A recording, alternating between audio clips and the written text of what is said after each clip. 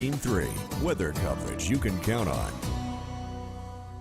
Well, welcome back, everyone. If you've been following since daybreak this morning, you know, well, it is foggy outside. If you've stepped outside, you see it as well. This is a live look over Mason City. Very difficult to see the buildings behind. The camera is very high in the air and thus picking up on a lot of that fog. Foggy skies do also continue in Rochester, US 52 right now as traffic continues to roll on. The good news is that a lot of the roadways are dry, especially the roadways that have been treated in the past. So there's some good news just to go about as you head into your home this evening. As for weather alerts, unfortunately, a lot of us are dealing with that air quality alert I mentioned earlier on in the newscast. And what that means is sensitive groups or groups with respiratory issues don't want to be outside for very long simply because we have a lot of fine particles floating in the air, due in part to very stagnant weather. The wind's not blowing much around and dealing with that air getting trapped.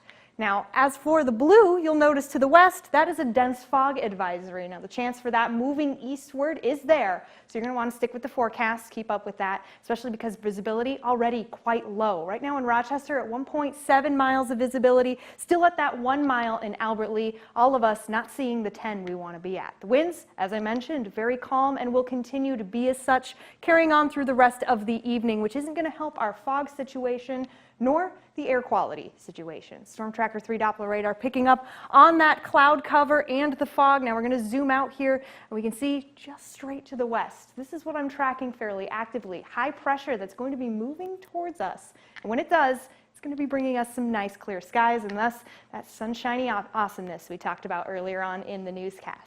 As for Sky Tracker 3 here, unfortunately, we're going to be keeping cloudy coming into the rest of the evening. That's showing up as fog trying to move out.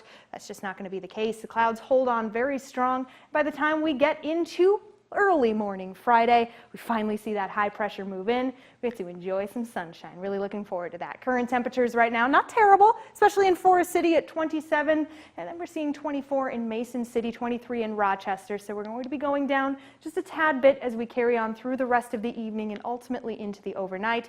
Fairly steady though, you'll notice we do drop down just a little bit and we get into the teens. The overnight forecast, well, just as I said, sticking to the teens for some of us, Rochester and Austin included.